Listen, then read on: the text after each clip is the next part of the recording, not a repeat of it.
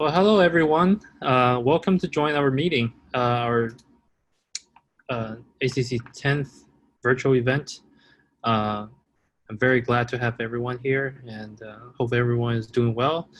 Um, First of all, I want to introduce about our Asian Creative Collective, and also I want to introduce Lydia, who is our speaker tonight. And then follow that, we'll do our little Q&A session. So today's agenda, we start now with our introduction, and then from 8:10 to like 8:40, roughly 30 minutes, we'll have Lydia speaking to us. And then as we go through, you can leave any questions you like on the chat room, and then we can answer that for Lydia to answer that at the end. And I want to talk a little bit about Asian Creative Collective. So Asian Creative Collective is founded by a group of passionate Asian heritage creative in New York City. Our mission is to empower and celebrate Asian talents by showcasing their meaningful stories and facilitating collaborations with our incredible creative community.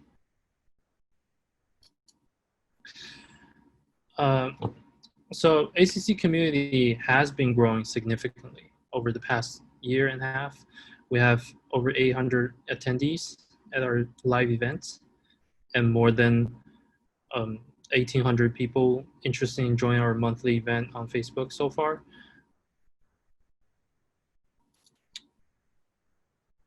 And we have held 13 live events. It's been a lot. But since the pandemic, we started having virtual events as well. We had held events in 8 different venues, invited 50 speakers. And these are our online events so far. For the past 6 months, we had 9 online events from 3 different continents. We have held in America, in Europe, and in speakers from Asia too. And of course, special shout out to our core team members who have been generous with their time, efforts, and talents, working seamlessly with each other to keep the operation of ACC running and marching towards the mission to connect creatives and encourage opportunities for learning and collaborations within and with the Asian creative community. Of course, for tonight, I want to do a little brief introduction about myself for those who is not familiar with me. My name is Tianyu Chu. I'm an artist, designer, creative entrepreneur based in New York City. Currently, I'm a creative designer at Freeman Company, where I work on creating some of the largest trade shows, exhibits, and expos in the country. Previously, I was the creative director of Wonderworld, where I oversee ideation, creation, and production of its experiential retail stores in New York City and LA, as well as digital marketing. I also created Pixinity in 2019, which is an experiential art exhibition that includes 11 individual immersive installations. ACC also held 2 events at Pixinity last year, where I met Susanna, Shandy, and Momo. Of course, they're all here. They're such an amazing team. I got my MFA degree from Parsons and BFA in stage design from University of Illinois. Currently, I'm helping ACC on program development and leading on some of the ACC projects. Next, of course, I want to introduce our speaker tonight, Lydia Pang. She is a Frankenstein creative with a decade of experience in mission-driven marketing. She is currently a creative for Nike Sportswear, ACG, and influencer marketing based out of Nike headquarters in Portland. Prior to that, she was the group creative director of Refinery 29, where she oversaw editorial tentpoles highlighting the pay gap, ageism, and the Women's March on DC. She is judged the Clio Award, DNAD, and she was the Cannes Lions Seed delegate in 2018. She worked at advertising agencies in both New York and London. always in a hybrid creative role, allowing her to hone her passion for visual storytelling. After Hours, she previously represented the artist Maisie Cousins. Together, they had art installations at Tate London. Lydia is the co-founder of a Rape Crisis charity project set up to dispel the notion that clothes that gives consent. She just launched the recipe zine called Eat Bitter, which celebrates Chinese cuisine and her Hakka heritage. She studied history of art at Courtauld Institute London and art direction at St. Martin's. She was born in a tiny village in South Wales, UK, where she met her husband on MySpace 14 years ago. Well, MySpace. Such a historical term now. Right? uh, uh, and of course, please follow us on Facebook, Instagram, Eventbrite, and Meetup, as well as our website for most of our recent event talks and updates. We also started our YouTube channel where you can see all our event recordings. And let's welcome Lydia Pang. Woo! Oh, thanks, guys. Round of applause. All right, I'm gonna let you share, Lydia. Okay. Let me share my screen. Hopefully, can you all see? Yes? Perfect. Yeah. Awesome. Okay. Hi, everyone.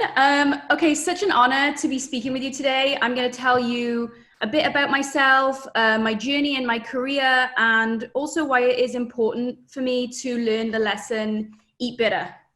So this is my most recent personal project. It's a book, which I'll get to, but it's also a huge lesson that I've had to learn over the past decade as a creative in branding and art direction. And this is a GIF I made of myself running through the Asian supermarket last weekend. Okay, so what does it mean? I'm sure most of you know, but eat bitter means to endure hardship or pain before tasting sweetness.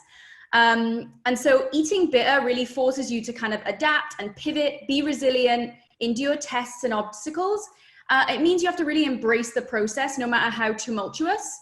And I felt like this was a lesson that was very fitting, both for the book that I've just published, but also my career more broadly.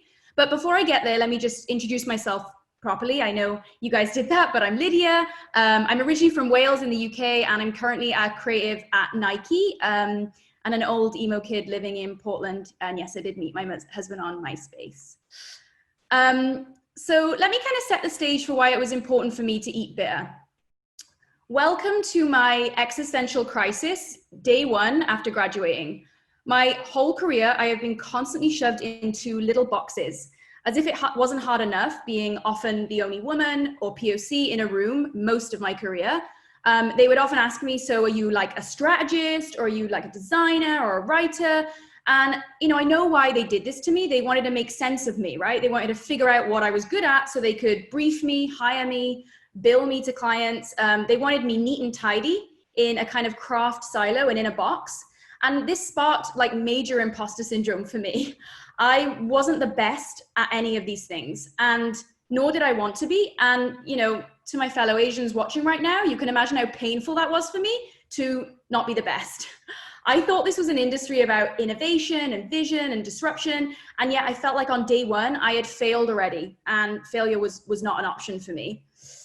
And I hadn't felt lost really during my art history degree. I just followed what I loved, which was surrealism and design theory and semiotics and, you know, subject author gaze, all of that great stuff that I still love today. Basically dissecting the meaning behind imagery. So this was my safe space. Debating and sparking conversation about this was where I felt comfortable. And so it took me years of my career to realize that the key to my success was actually ignoring all of those boxes, and actually that the real lesson was happening along the way. It was about adaptability, learning on the go, zero ego, a lot of those soft skills, you know, that we often don't get taught, like emotional intelligence, willingness to try and fail, instincts, and speaking up. And every year of my career, I've pretty much added a new facet like that to my skill set. And so I've kind of practiced this idea of being a bit of a shapeshifter. And I believe that creativity should really sit at this intersection, you know, integrated thinking and holistic solutions to make really great work. We kind of have to burn these boxes and not think about them at all. And so just to skip back a few decades, as I said, I met my husband on MySpace. Here's my profile.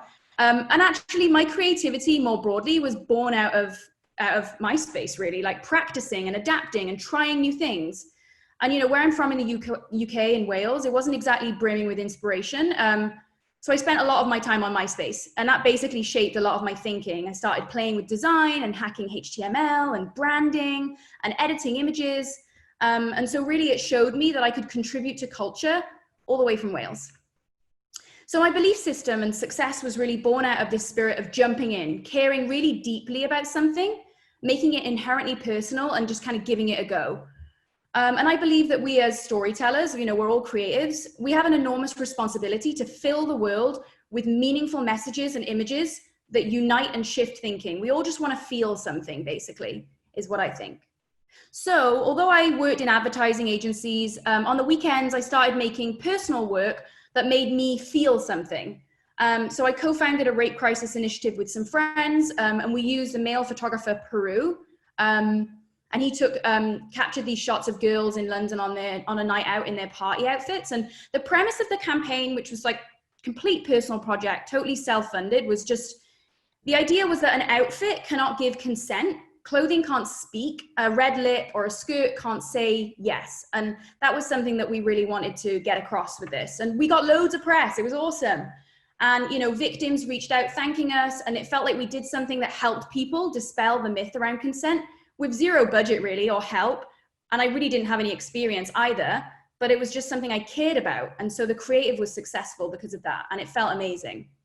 And so after that, I kind of got an appetite for more disruptive messaging and art direction. And I started to really push against what my day-to-day job would let me do. And so this is a campaign for List, where we kind of made fun of the fashion industry a bit. We riffed on a lot of the tropes of fashion and how it had really oppressed women historically. And so this is a fashion campaign that's kind of making fun of itself. And with this client, I kind of learned about influencer activations and media partnerships, things that I, again, know nothing about, but I just jumped in and kind of figured it out. And so a big facet, I think, of practice and building that resilience needed is really just making stuff. And so I wanted to keep hurting and learning and feeling and being super agile. So I kept making personal work. I was always practicing my beliefs alongside my day job. So for me, it was about pulling all of those late nights, dedicating summers and weekends to personal work that was really driving and fueling my mission. And so this was a film that I made for Elle Magazine's feminism issue with a creative director called Alex Holder. We basically retouched men out of iconic images to make the point that there is room for more women in these spaces. And that, you know, women, we often, you know, we compete with each other for that spot at the top, like there's not enough room, and we kind of wanted to physically show that there is. And I think this work isn't really about it being perfect craft-wise. It's not good or bad design. It's about a sharp insight, like a simple idea. It's about cultural context and understanding the audience. And it's about satire.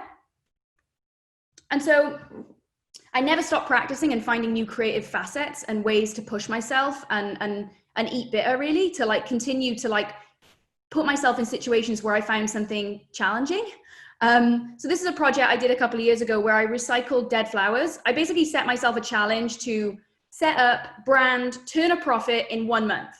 Apparently that's how I like to relax.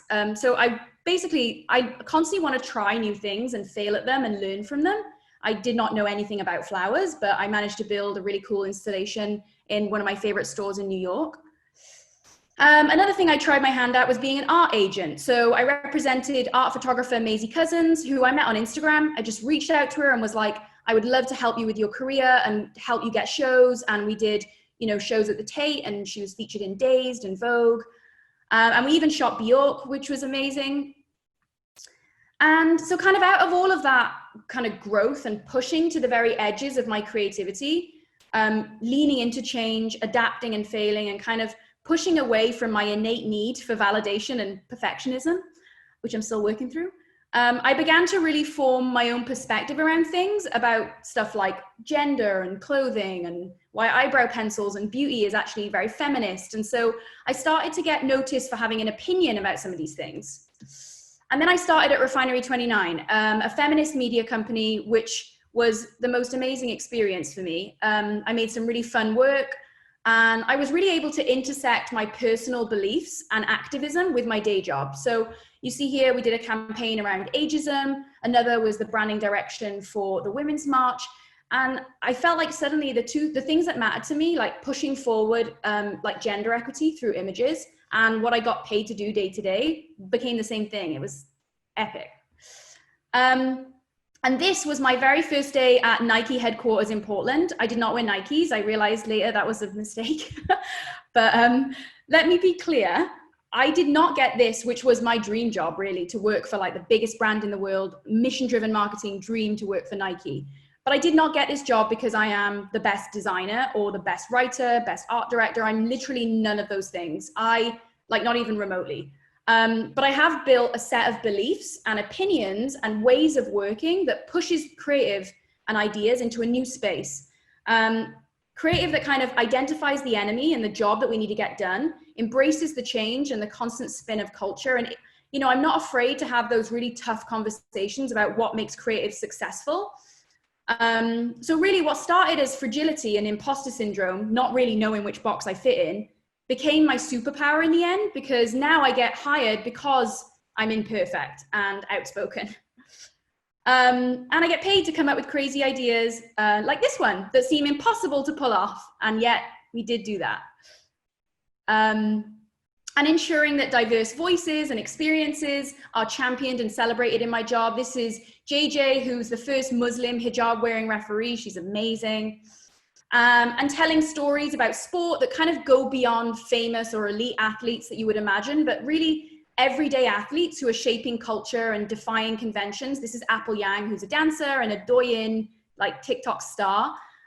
This is a preview of a story that's not out yet.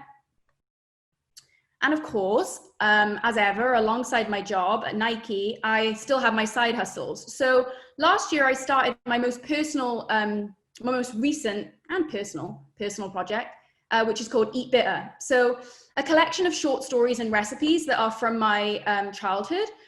And I really wanted to push myself to create something super personal. I felt like I kind of always hide behind the glossy jobs I'd had, and I wanted to make sure that I was suffering. And, you know, I really hate myself when stuff isn't perfect. And I knew that, you know, this is my pawpaw's recipes, my dad's memories. This isn't flowers or, you know, pop stars. This is something that I like really, really care about. And so this really changed the creative process for me. I found myself working way too much, obsessing and pushing too hard, wanting more and better, faster solutions. And the purity of the output got really blurry because the pressure on myself was so great. You know, the greatest judge of all was my pawpaw. I was thinking, I got to hand her this book and her to think it's good. And so eating bitter and kind of struggling through my ego and the ego that comes from creating something was an amazing lesson that this project really taught me. And so I poured myself into the process of eating bitter and learning. I pushed deadlines, even though my like whole body didn't want to push deadlines. I took time and space from working crazy hours like I usually would. And I let the concept kind of marinate for a few months, which is very unlike me. And I think it came out way better for it, actually. This is the tasu that my gungung makes, and he hangs it on the radiator on these hooks to baste it, which I recreated this photo. Obviously, this isn't actually from his house. And so the zine launched, the book launched last week for pre-orders, and it's had the most amazing reception. So to kind of like ground the concept of what it is, this is an ode to the Pang family, my family, and our Hakka heritage. I spent a year working on it, and now eating bitter and the idea of resilience has kind of grown a sharper significance. I'm sure you're all probably thinking that. This project kind of began as like quiet introspection, like a fun thing to do for my grandma. And it's kind of grown more into a conversation now around protecting and celebrating Chinese culture and cuisine. And so a portion of the profits of the book are being donated to Welcome to Chinatown, which is an initiative that supports Chinese businesses affected due to increased xenophobia in the wake of COVID. And that was super important to me, that this actually was contributing something of value beyond my just kind of writing my family's recipes. And just to dissect a little of my thinking on the project, because I always think it's fun to see, okay, you've seen the polished version, but I kind of want to show you the ugly. This is some screenshots of the way that I planned it. So it's this very scruffy behind the scenes of like the way that I shaped the art direction, the design direction, the typography, the way I started to pull together the different recipes. You can see in the center all the photographs I took along the way as I was learning how to make them with my family. You can kind of see how my brain works basically.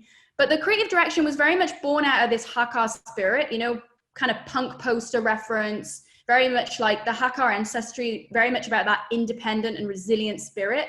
And then lucky Chinese red tones, but also with a kind of purposeful nod to meat and blood. I kind of wanted it to feel a little punk. And so, yeah, I wanted the imagery to feel really visceral and textural and immediately ground you in a sense of place and time. Like I said, I recreated this memory of my gung hanging char siu. And these images are really personal to me. I felt like it was important to shine a light on Hakka recipes, which I think is often a culture long, kind of ignored. And I wanted to use what I know how to do really well, which is storytell, to kind of create that dialogue around this cuisine. This is my pawpaw sponge, is so good. I collaborated with a half Chinese female photographer in the UK to create these too. Art directing remotely is very challenging, may I add. That's definitely a lesson in patience. And this is the e-commerce experience, which my husband created. He's a coder and designer. And so it's been really cool partnering with him as well.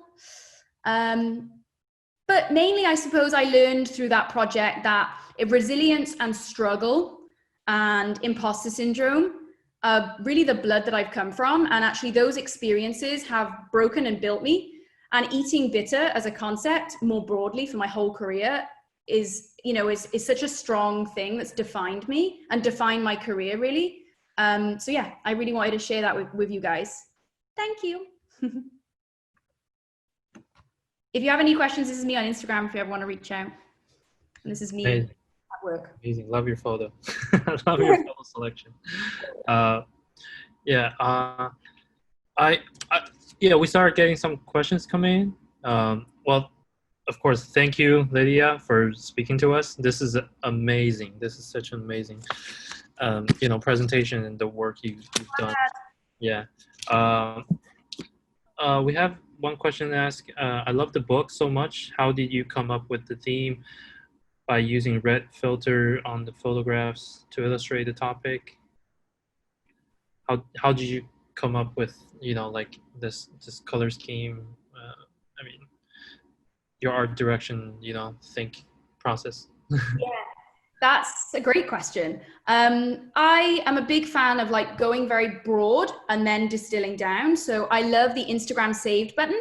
So my Instagram saved boards are like real. Like I have folders and folders of them with like type I like, colors I like they're really organized and I just go for it. So I went super wide. I filled a folder with all the images that felt interesting to me. And then I started to I put them all in one place and I started to observe the patterns, the things that felt interesting. And I spent time sitting with it, to be honest. Like I made a lot of mood boards. That's how I kind of like figure stuff out.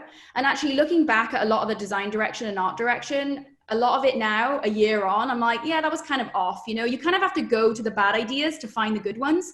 So I'm definitely a fan of like getting it all out there, like throwing it all against the wall and trying to see what the patterns are and then pulling those out. Also, an important thing is I asked a lot of people I really admire and respect. I have met mentors and friends, and also my dad, the harshest critic of them all, and was just like, this is the vibe and this is the feeling that I'm going for. Like, what do you think? I asked a lot of people's opinions. You don't have to take them all, but it is good. It's important to like learn how to present and stand up for your work. If you can distill it and stand by it, you know that it's good work. Like grad school critiques. And I have a question personally. Where do you see Eat Bitter go after this first book, and how do you see it progress after this first attempt? Yeah, I've thought a little bit about that. I'm like not entirely sure. My dad has loads of ideas of the second book he would like to do together. He has this really cool idea around like all the forgotten bits at the bottom of the freezer that everyone like ignores, but actually are delicious if you put them in a recipe, which I think is really funny. But I'm collaborating with a few people and some brands in the next month to do some other goodies after the book. But I don't know. I'm just going to kind of go with it and see what the reception is like. I want to try and not over control this one like I naturally want to. That's great. Can you tell us where we can get your book? Yeah. So eatbitter.co is the website I showed you that my husband and I built. So go have a look, have a read, send me any questions. It is obviously literally me at the end of that email and I answer every single one. So yeah, if you have any questions. Interested, grab it. We have some more questions come in. Do you adjust your ways of working according to companies or project, or are there some that you always follow and stick to?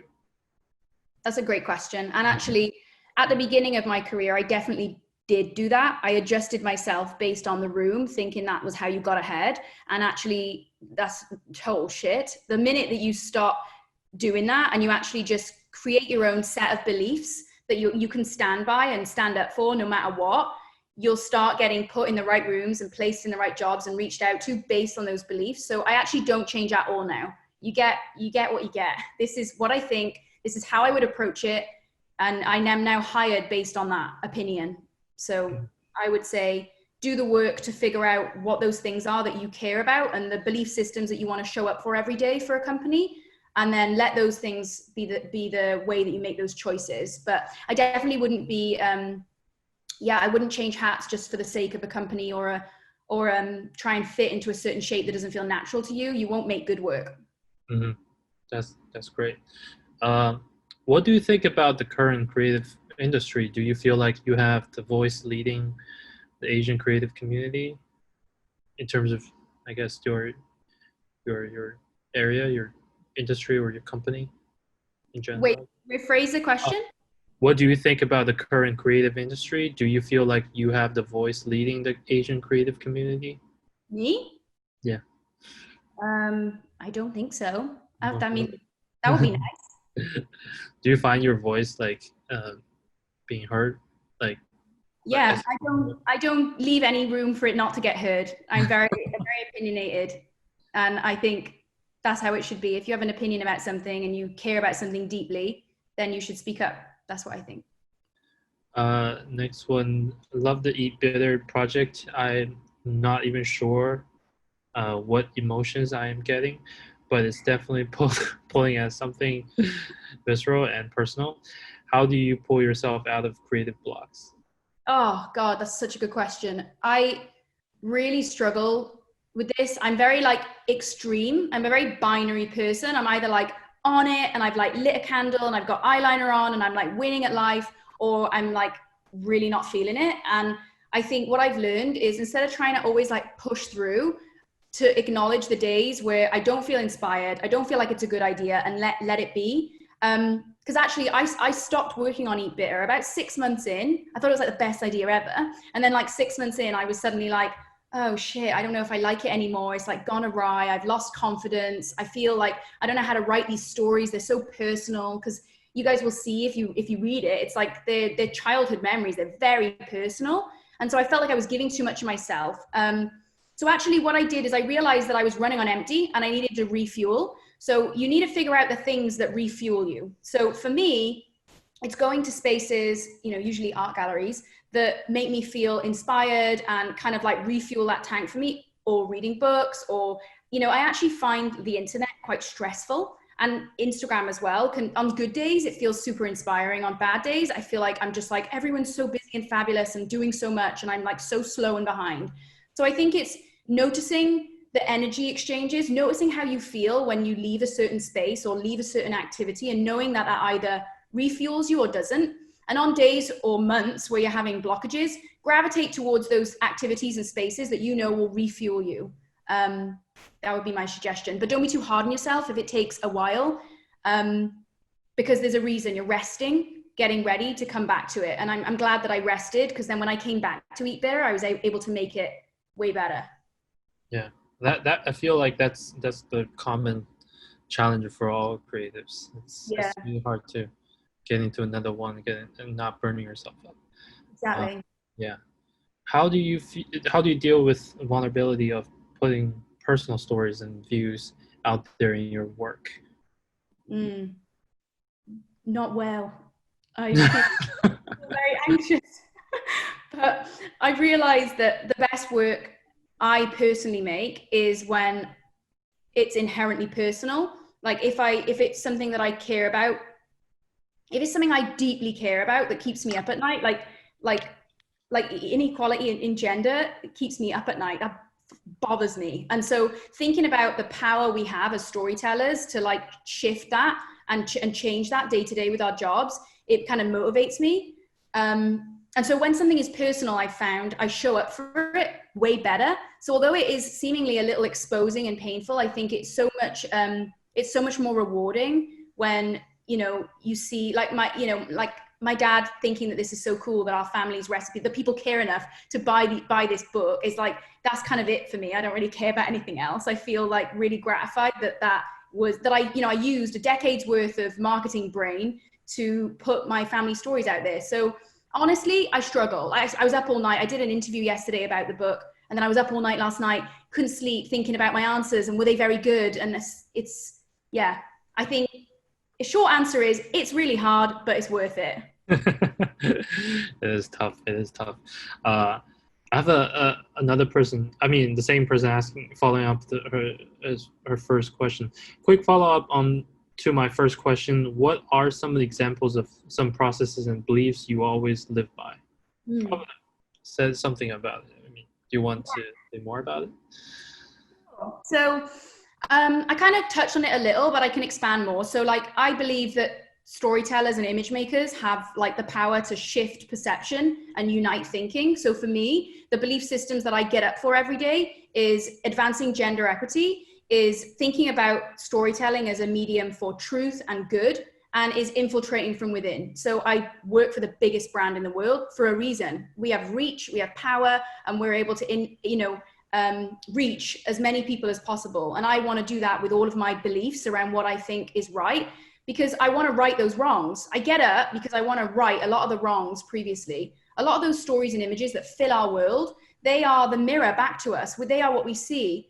And so that's really important to me. So my beliefs are kind of centered around that storytelling and image making should and could advance the world. Bit hefty, but that is why I get up every day. Amazing. Another one, fellow Haka here too. Have you always been connected with your heritage, or was it more of a reclaiming later in your life?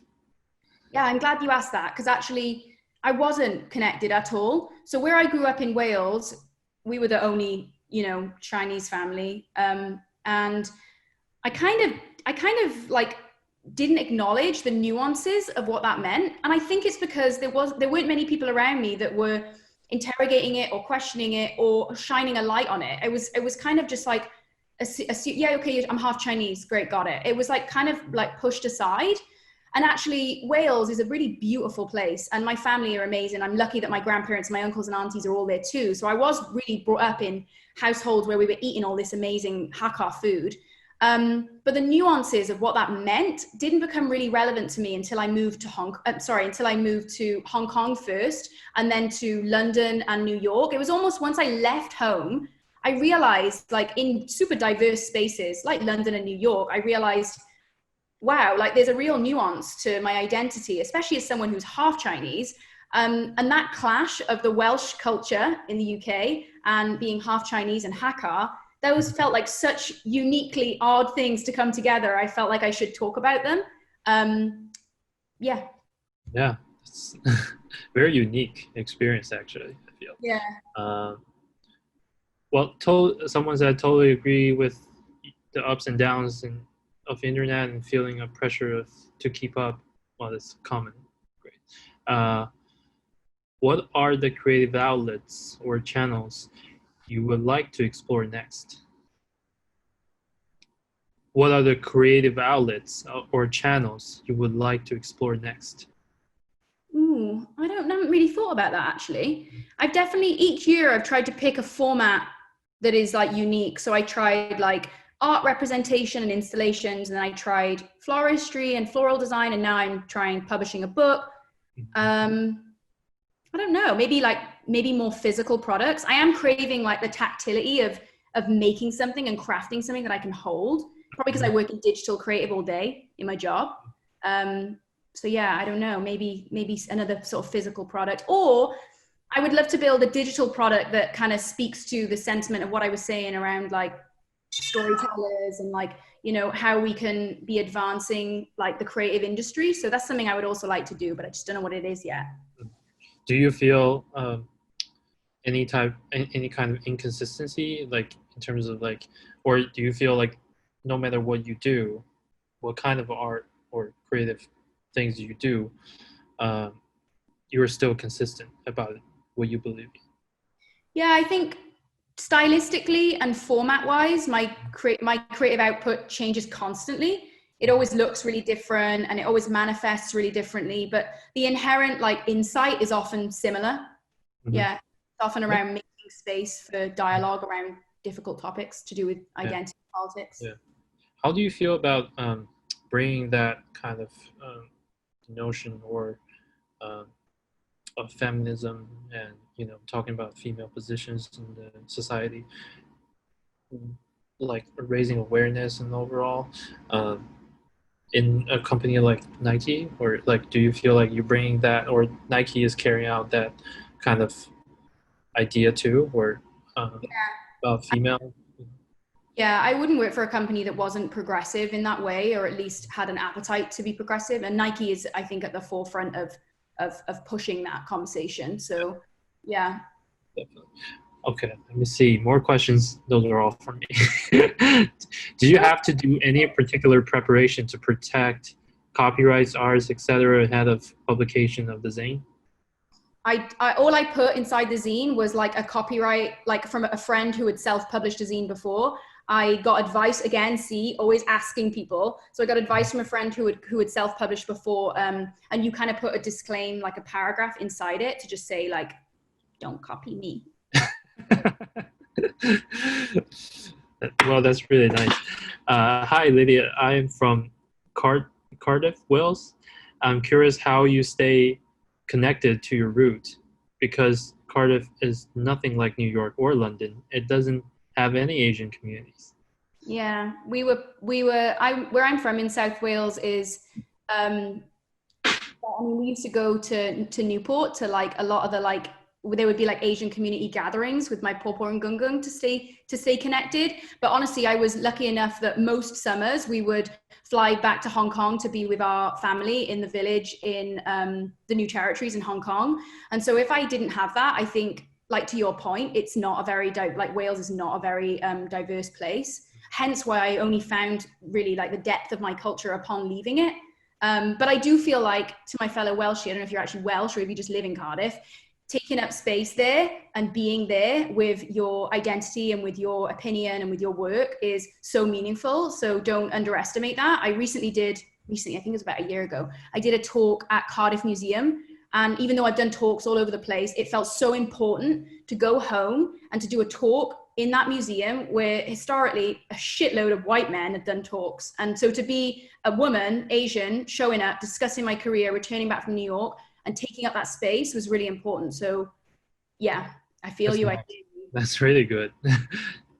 You know, sometimes it's important to hear different voices, you know, especially in places like that, you know. Would you consider making recipes from Eat Bitter on Instagram Live, just remembering when you were recreating some dishes from Maurice and how fun that was to be part of? Oh my God, thanks so much. You got a nice follower from Instagram. That's so nice. Yeah. I really You feel like appreciate you want to do that on Instagram Live? I would like to. I've been like a little reluctant, I suppose, because I've done a few like partnership things. So I did a partnership last week with Our Place, which are like a really fancy cookware brand. And I did do what's like lor mee fan, like a sticky rice, like stinky rice. Mhm. So I did that recipe last week, which I can put in my highlights if you want to watch it. It's a chaos, obviously, because it's really hard to cook and be interviewed on live, and it's really hard. So the reason those Maurice ones were fun, I think, were because I was terrible and I was just trying my best. But I'm really glad you enjoyed them, so I will give it a go. I would watch it too if you do it. What's your day-to-day work at Nike? So day to day, I mean, I used to drive into Beaverton, which is the headquarters, the campus here. Now, obviously, I spend all day on Zoom. But day to day, I manage a team that oversee what we call at Nike brand narrative, which is responsible for storytelling, concepting. And so I do that across 3 categories under the brand creative umbrella. Nike Sportswear, ACG, which is our like outdoor, and then influencer marketing, which is the partnerships with people like Virgil and Drake and stuff. So day to day, I often kick off with like a leadership meeting, figure out what like the plans are for the day, how to get through my calendar. Honestly, it's like a lot of meetings lately with all the Zoom calls, and it's no time to actually work. But I spend a lot of my time now that I'm in this role guiding a lot of the work. So I don't put a lot of kind of pen to paper. But I spend a lot of time brainstorming with my team, figuring out what the concepts are going to be to either launch products or seasons or concepts, partnering with different people to come up with those ideas and then bringing them to life, usually going on set. But right now I've been art directing over like Zoom or everything from Zoom. But yeah, so it's a lot of like managing and mentoring and pushing the work along. And then also concepting, ideating, and then producing it. And then seeing it launch into the world is like the best thing ever. Yeah, that's amazing. How were you able to balance your side projects and your day job? Yeah, good question. Very real question. I am like very organized. I'm obsessed with this app called Trello. I don't know if anyone knows it or uses it, but it's basically a list app. It's like a project management tool, I think maybe, but I like it because it's very visual. And so every day I have a master list inside Trello that has like everything I need to do for Nike. And then it has Eat Bitter, everything I need to do for Eat Bitter. And then like my life, like go to the dentist or whatever. And whatever is on those lists, I will pull each day, 3 of them into today. And I will just pick. And so I kind of, instead of just like blocking out a week or a weekend and letting it take over my life, I just incrementally worked on it like day by day. So every morning, say I'd get up early and then I'd do an hour on Eat Bitter. And then I would like go for a run, start my day and then start work. And I'm very, like I think I mentioned this before, I'm very binary about things. I struggle to jump between. So I would do an hour on Eat Bitter and then I would close that. That would be it for today. And then I'd move on. So I think it's easier just to show up for a shorter amount of time day to day than it is to try and hurt yourself by blocking off big amounts of time or PTO, because it's really tough doing that. You put a lot of pressure on yourself. Like I booked a cabin like in the woods to go and write it. I did not write anything. I got there and I just like fell asleep. I was like barbecuing food. I like relaxed and then I needed the rest, you know? So I think it's more important to just show up every day in a small way. Yeah, I can imagine it's really hard to balance your work life and your side projects. Well, another person said, hello from a fellow Pang. What's your favorite advice to give about pushing through the imposter syndrome? Imposter syndrome is so real. I would say, what would I say? Imposter syndrome is something I still deal with every single day. What helps me? Probably seeking out evangelists or allies in different spaces that make you feel that imposter syndrome. So, you know, in work, you know, Nike, when I first started, I was super intimidated and felt the imposter syndrome hard. And so what I did is I seeked out allies or evangelists, my dad calls them, in spaces that I feel super nervous or uncomfortable. So, you know, when you're presenting in front of large groups of people, you know that those people are like there and they got your back and you can be human in front of them. And I think knowing that there's that comfort there helps a lot. So I definitely have that. I have allies and evangelists at Nike who I'll like reach out to and say, I'm super nervous about this project or this presentation, or I'm feeling, and they'll have your back. So I would say that's really important. I would also say the imposter syndrome gets easier if you if you show up very consistently for yourself about what you care about. So like days when I've really struggled with imposter syndrome, not so much in these last couple of years, but before, was when felt like I was trying on different versions of myself. Kind of going to work, like trying to be like maybe a bit of a lad, or going to work and trying to be like, you know, boss bitch. And like, actually I realized that I'm like my leadership style is very human and imperfect. And I like showing that I'm, you know, sometimes I don't know. I like being very honest and vulnerable. And so finding my leadership style, what felt comfortable, helped me drop the imposter syndrome a little bit, because you kind of cut through the bullshit when you're very honest. I think it disarms people. So that would be my advice. Do you have any daily rituals as a creative to keep yourself grounded, focused, inspired, and motivated, especially in 2020 this year? Yeah, I'm quite methodical. I'm like, I run or I work out. I like my routines. So I'll like get up, I'll walk my dog. I like to, you know, a couple of hours before I'm about to go to sleep, I'm like, no TV, no phone, no Instagram, no computers, nothing. And I'll read a book. I like have so many books on rotation right now, and it kind of depends on my vibe. If I want to read something silly or trashy or some, you know, a business book, it kind of depends. But that's definitely important to me. And I think also like seeking spaces where I feel inspired. Like if I've had a really tough day, my natural inclination, right, is to like feel like shit, watch TV. But I've been trying lately, especially in 2020, to be like, okay, I feel terrible. What am I going to do? I'm going to like get myself up and I'm going to go on a long walk, or I'm going to get myself up and I'm going to go to the Asian market and buy something really complicated that I don't really know how to cook and figure it out. And that distraction of throwing myself into something creative that has a quick fulfillment, like cooking, is helps keep me clear. And also, honestly, like that 3 things a day, my husband and I do it every morning with coffee. We'll say, okay, what are your 3 things today? And it feels really nice to know these are the 3 things I'm going to achieve today. And when you tick them off, you feel such a sense of completion and satisfaction. So I would recommend that. That's amazing, because I felt exactly the same need of, setting a goal for myself, Yeah. like, because we're staying all day at home.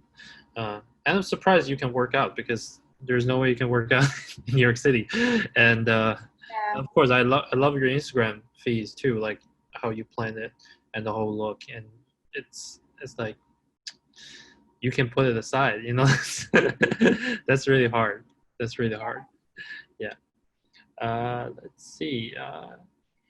Eat Better is a super great way for people to learn more about Chinese Hakka culture, no matter you are Asian or not. As a second, third generation immigrant, how do you think of the best way for younger generation to remember their heritage or culture? Or how will educate your next generation? I love that question. That's something I've thought about a lot, actually, because I have younger sisters, half sisters, and cousins who are too young to really understand like the book and the zine and what I'm doing right now. They just think they're just things we eat in our family. So actually, I think it's really important for us to continue. I mean, have spaces like this where we connect and like we kind of like have new connections that we wouldn't have had before. I think the more creatives take on the responsibility of a personal project or an output in their day-to-day job being representative of our experience in our community, I think is really important. Pushing that through and not feeling like the norm is just accepted, but actually like our experiences and our heritage, and it's in many facets and dimensions, needs to be celebrated day to day. And so, I felt even imposter syndrome of the fact that I'm half Chinese. I'm only half Chinese. I'm like, well, I'm not full Chinese, I'm half Chinese. That's like, and so to own that culture fully and know that it's mine and take it on as my responsibility as something that I want to spend time on as my personal project, I think is important for us all to feel like it's ours to own. And yeah, I think also like thinking about new formats and mediums. Like I said, I have a lot of younger siblings. And so thinking about how impermanent ideas are these days. They're so transient, they kind of spike and then they go away. You don't see anything. So I think that's probably why I've been gravitating a lot more towards tactile, sustained things like a printed book or a product, because I am excited to show my like 8-year-old sister and for her to have it and for her to feel pride that I invested time in that, and so she should too. Mm-hmm. Yeah.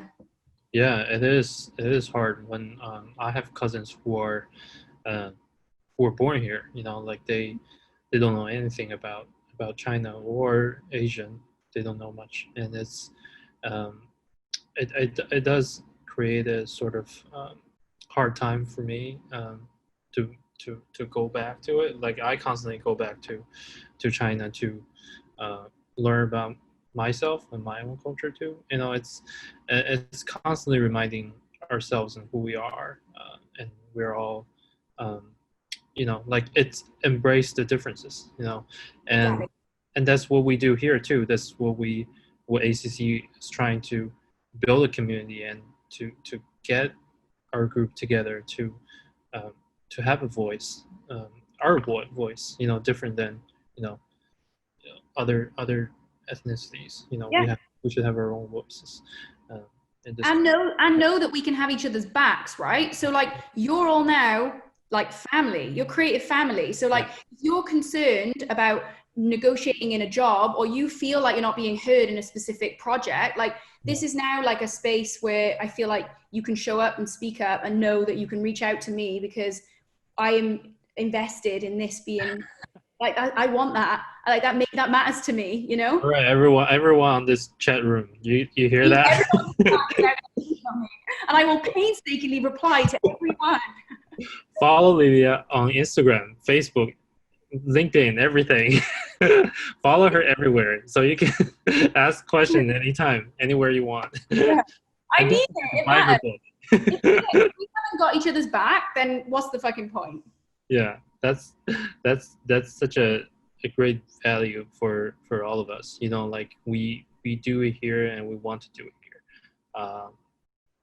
Hold up, I got another question. Okay. Okay, this is from Summer. This might be the last one. So, hey Lydia, I also want to hear your opinion about new Mulan movie. I know it's a hot topic right now. How do you feel about it? Do you see Disney or other company can make a better Asian movie in the next 10 years? Yes, absolutely. I was really conflicted about it because I'm actually glad you brought this up because I could talk about this all night. I was so conflicted about it because I was so happy that a story which meant so much to me when I was growing up, like that was the first time I'd ever seen anyone that looked like me. And like, I remember distinctly the grandma saying, Aya, and me being like, holy shit, yeah, like it was like I felt like I was able to see myself in a story, which is what I was saying earlier about how stories are so powerful and mirror us. And so actually I was really excited about that and I supported it and watched it because I felt like I should support those stories being told. Yeah. However, what then ensued after I'd watched it was shocking. I was literally like, from representation behind the lens, of which there was none. Mhm. Everybody that was asked to depict that experience did not identify with that culture or that experience, which is offensive and Yeah. like and just like a complete disconnect and oversight that should never happen. And Uh-huh. then obviously all of the dialogue that's been happening around the lead actress and where it was filmed. And so I think it is just important, I think, to all of that debate and all of that impact. I think it shines a light on and actually the fact that storytelling is incredibly powerful and has the power to really fracture us. And I think, yeah, it was I feel really conflicted about the entire thing and genuinely really saddened that is how it's now that's now how it's being discussed. When anyone brings it up in a conversation, people can't look at each other and talk about it. When actually we should have those really difficult conversations about why that movie, in all of its aspects, is a dramatic failing.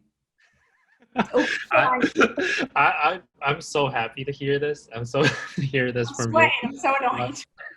I want to support it too, so I bought it and I watched it too, and I got so mad.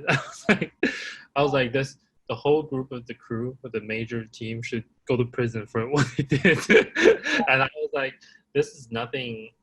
You know, the representation was so cut off. It was so misrepresented.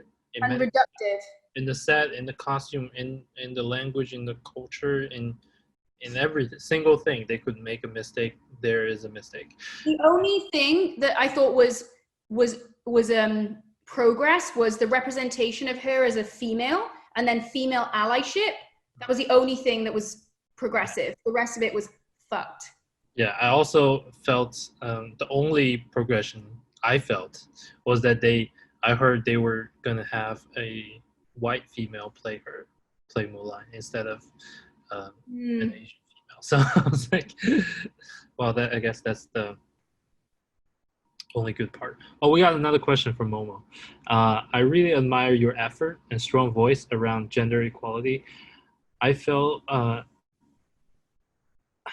athletic and streetwear style has diluted that stereotypes of female and male dressing norm. In just maybe decades, what next does Lydia think will Nike or sports industry shape our gender norm in fashion or maybe life-wide behavior?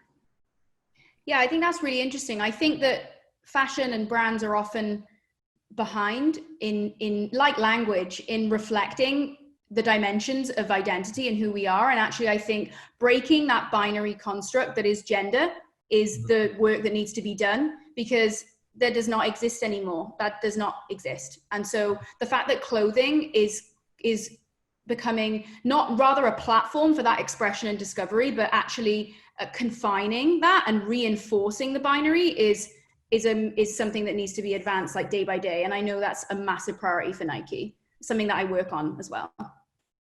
Totally. I feel like sportswear are kind of crossing the line of gender right now. Really, it's really, I think Nike's making great progressions in terms of like gender representation in sportswear, I love seeing that keep happening. I'm working on it. Yeah. Well, I think we're about time, and this has been a great talk. I love this, Lydia. You've been amazing, and I'm so happy to have you. We all are really, really happy to have you, and we admire your energy and your way of thinking. This is great. Really, truly, thank you so much. I'm so glad. We have a lot of thank yous coming up in the chat room, so it's really amazing to have you as part of the Asian community, and it's great to have you. And for everyone in the chat room, please follow her on Instagram and LinkedIn and Facebook and everywhere to bug her about any questions you may have, and also buy her book. And a lot of people say they're gonna buy your book, and please follow us. We have right now during the pandemic, we are trying to maintain 2 talks every month, and please keep following us on Instagram, Facebook, and YouTube, and also Eventbrite. And we can't wait to have every one of you come back to our monthly events. And please follow us. We have also other projects going on, so you can see the new updates. Well, thank you, and I'll see you. Thank you. Yeah, thank you, everyone. Thanks, guys. It was really Thank fun. you, Lydia. Thanks so much. Bye, guys. Shout out. Bye.